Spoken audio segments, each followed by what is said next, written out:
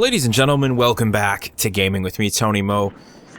And I was playing, I've been playing over the course of the week before I went on vacation. I was playing the Battlefield Hardline beta, like many of us were, since it was completely free, checking it out, bringing you guys my impressions. But one of the things that immediately struck me was just how fed up I have become, and frankly, other people that I talk to playing first-person shooters in the modern FPS market, in the modern gaming market, are so damn fed up with progression systems. These pointless systems that have been imposed upon us to give us some sort of feeling of progression and reward as we play what is supposed to be these ever-changing dynamic multiplayer environments that are, all about these battlefield moments, in Battlefield, and all these first-person shooters that are claiming to bring us really special multiplayer experiences, but somehow still have the core of their reward system driven by pointless progression systems. Now, for those of you who may not know what I'm talking about when I talk about progression systems, I'm talking about the unlock system that you find in just about every single modern FPS.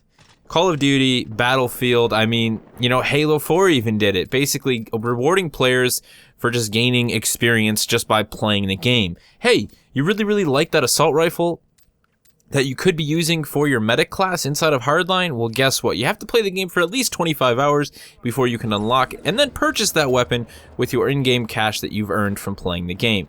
And the same thing went for Battlefield 4, except, we did not actually have to purchase the weapons. You basically actually just had to unlock them by rank, and they would be given to you just from playing that class. Now, the progression system is it's an old system that frankly was introduced back in the days of Modern Warfare, the original Modern Warfare. It was a way to reward players, and it's that typical reward loop that we see in many games today. Not just in first-person shooters, but in a lot of mobile games like Candy Crush, Trivia Crack. Not games I play, but games that I see people playing. They reward people with the reward loop. The game is just difficult enough where it is a bit of a challenge, and when you get a question right, or you actually, complete some sort of a small challenge, you get that little bit of dopamine put in your brain, and you feel all happy about it. There's been tons of, psychiatric research done on this, tons of doctors, how the idea of a reward loop works in the human mind. As human beings, we like to be rewarded for things that we've done. Of course, if something is too easy, then we kind of get bored of it and we'll stop playing it. And often if it's too difficult, unless you're a Dark Souls fan like myself and you're a masochist, you'll also give up. But the simple fact is, progression systems in games like Battlefield are used just to bide the time of the player. The way I look at it is devs are convinced that their games aren't good enough as they currently stand, and that if there wasn't some sort of unlock system, some sort of tree for players to climb through to unlock weapons and equipment, they frankly and simply would not play the game for as long. And I think that's absolute utter crap. Because we all know there are those of us who have played well over 500, up to 1,000 hours in games like Battlefield. We've unlocked everything there is to unlock. We continue to play the game because we actually enjoy the experience that it offers. The unlock system is just sort of it's a path. It's a blockage. It's a roadblock in our way to reaching maximum enjoyment. Now, think about this scenario for a second. Hardline launches this March, right? And the team at Visceral has talked with EA and DICE and decided that it's time to scrap the progression system. The only progression system that they're going to have exist inside of Hardline is one that unlocks cosmetic items for the player, whether they be, actual armor sets for the character or weapon skins for their weapons, or skins for their cars and things of that nature. But everything else, all the weapons, all of the attachments, all of the pieces of equipment that go along with each of the 4 classes that are available in Hardline are going to have everything unlocked from the get-go.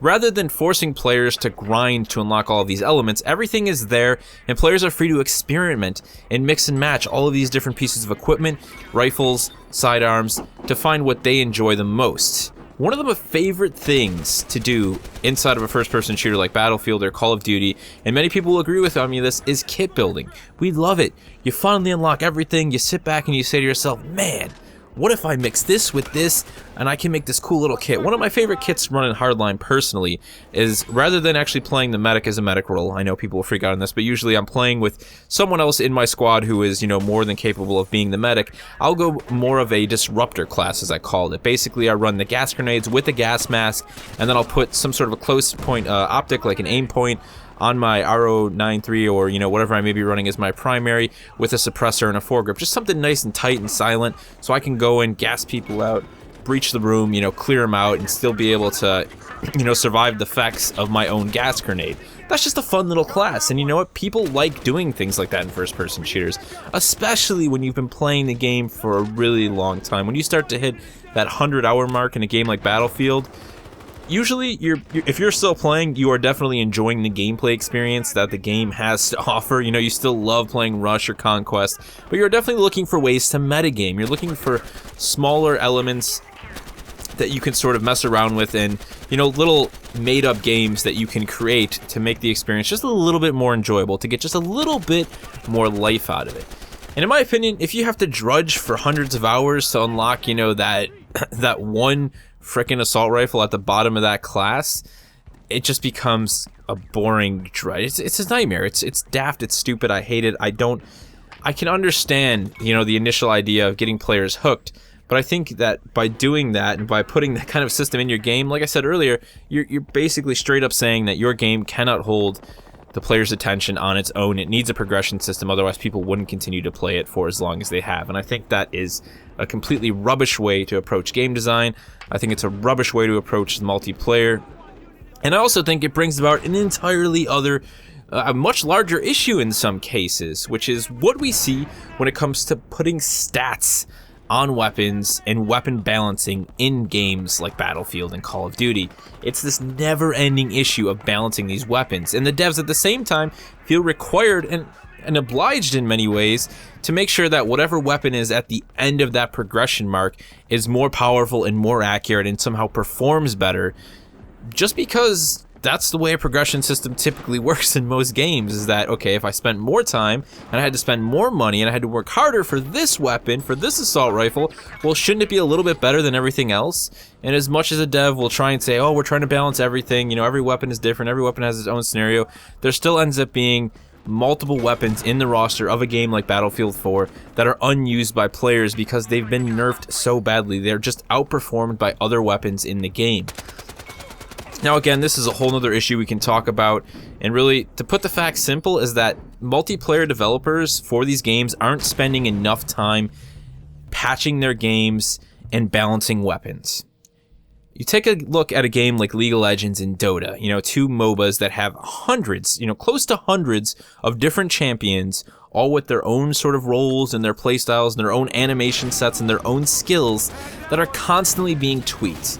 Now, that's not to say that every single champion in League of Legends is being played all the time, you know, when you start talking regulation. No, there are often champions that end up unplayed, you know, no one's really using them as much, as they're sort of low tier after a while. But the devs go out of their way to make sure that they're looking, they're trying to find those champions, they're trying to figure out why they're not being played, why are players gravitating more towards other champions in the same class, and they try and release patches for the game that will help bring that champion back to top tier, bring them to the front of the class. These are the type of updates and work that we should be seeing put into the multiplayer experiences inside of games like Battlefield and Call of Duty, and frankly, it does not happen. And Battlefield is really bad with it. You see all these patches, but for the most part, whenever there's a new DLC and that DLC happens to bring along new weapons, that weapon seems to be the most powerful weapon for a certain amount of time because, again, the devs feel obliged to give people who have paid money for these, you know, for these expansions, for these new maps, and for these new weapons after they unlock them, to make them more powerful. Now, we could sit here all day and argue statistics about, well, that weapon wasn't actually more powerful. It still would just be missing the point that there is an obvious issue behind the progression system that we see in the first-person shooter as it stands today, and it needs to go. Frankly, I don't care about progression systems. Killzone Shadowfall did away with the progression system, and while that multiplayer wasn't anything special, there are still a ton of people playing it. The progression system did not provide any sort of longevity for that game. You know, it would not have. And the lack of it, you know, didn't make people want to play it less. There are people who enjoy the multiplayer in Shadowfall, and they continue to play it. They don't need a pointless progression system that has them unlocking weapons and, you know, it's rubbish. I'm sick and tired of it. I think it makes me sick to my stomach to actually see it in any sort of game. It's a waste of my time. I want to be able to play with the equipment that I want to be able to play with from the get-go. I don't want to have to grind for hours on end just to unlock one lousy pistol that I may or may not like. And to be frank, Hardline makes the situation even worse because it's not like you're actually progressing ranks anymore. You're saving up all of this money, this cash, which you then spend on said weapon that you may hate. And that cash is gone. You've now wasted it effectively on a firearm, whatever it be, a shotgun, a pistol, a sniper rifle, an assault rifle, that you absolutely hate. That's it. Money's gone. You already spent it. There is no trying the weapon out here. It's just done and over with. Now, maybe in the full game, they'll have some sort of a test room where you can fire all the different weapons, but that just is not the same as actually using this equipment, using these firearms in combat. And anyone who plays a first-person shooter knows that. It's not the same. There's no way to test out and see how, you know, fitting a weapon is going to be for your play style. So to have to spend all that money and then have to earn more money to try and buy another weapon is just, again, it's just complete and utter. It's just ancient game design, in my opinion. I want to see it gone. I want to see the progression system gone. I think it's time to just say farewell to it.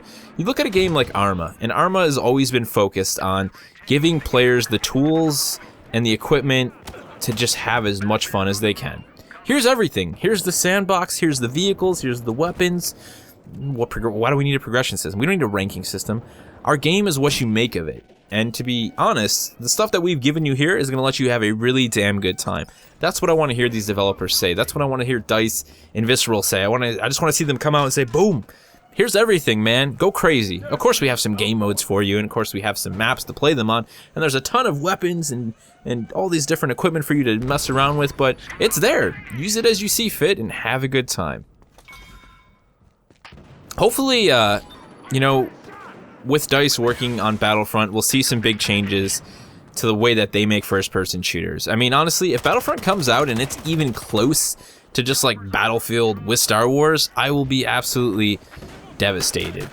You know, there is a part of me, and there's a part of a lot of people that I imagine, you know, we want it to still feel very much like Battlefront, you know, the game that we played in the past, that mixture of AI and real players and just epic scale combat. But if I see all these elements that are pouring over from the Battlefield franchise, I'm going to be genuinely disappointed with DICE's creativity. That's just going to upset me. You know, we need changes. We need to see small changes happening in the first-person shooter genre, because there's just not enough of them going down. And, you know, there's all these games trying to do everything big and different, but what about the smaller elements? What about the small things? What about the small changes that you can make to let players experience a first-person shooter, the modern first-person shooter, in a way that we haven't been able to before? That's going to do it for this one, guys. Let me know your thoughts on progression systems in the modern FPS. You know, do you hate them? Do you love them? Do you think there's no reason for them to exist? Would you rather just have everything available to you from the get-go? Or are you one of those few people out there who does feel that the progression system is a reason to continue to play? Would you even play Battlefield 4 or, you know, Call of Duty for as long as you have if there wasn't something to unlock, if there wasn't something to look forward to every single time you hit that level that next level cap? Let me know all that and more in the comment section below, and I'll see you in the next one. One down.